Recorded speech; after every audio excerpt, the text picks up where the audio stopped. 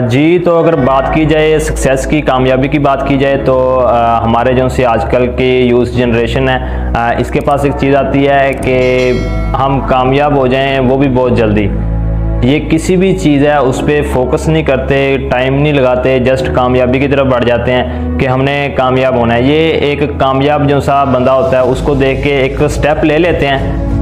मैं अप्रिशिएट करता हूँ उन लोगों को जो स्टेप लेते हैं, लेकिन स्टेप लेने के बाद उस पर कंसिस्टेंस नहीं रहते। कुछ दिन करते हैं, दिल लगा के करते हैं, उसके बाद रिजल्ट्स नहीं मिलते, छोड़ देते हैं। भाई रिजल्ट इतनी जल्दी नहीं मिलते, टाइम लगता है। कोई भी काम है इतनी जल्दी तो उसमें आप सक्सेस नहीं हासिल कर सकते।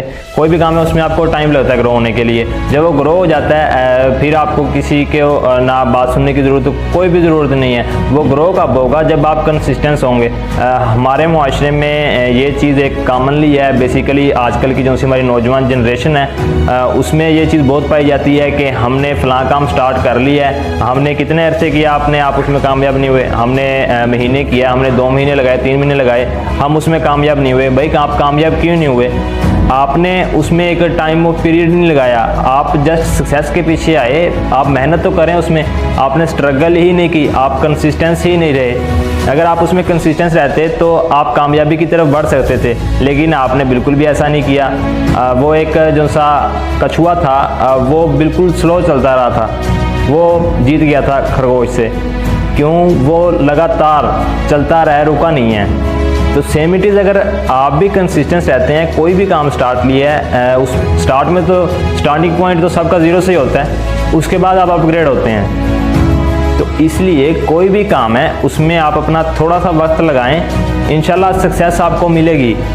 सक्सेस आप ही के लिए बनी है, आपको वो मिलेगी। आपको उसके लिए क्या करना होगा? आपको उसके लिए यही है कि आपको मेहनत करनी होगी, स्ट्रगल करनी होगी और कंसिस्टेंस रहें। कोई भी काम है आपको पता है कि हाँ मैं ये कर रहा हूँ, ज़बरदस्त है, लेकिन मुआशरे में ये चीज़ है कि हम उसमें भी तक कामयाब क्यों नहीं हुए।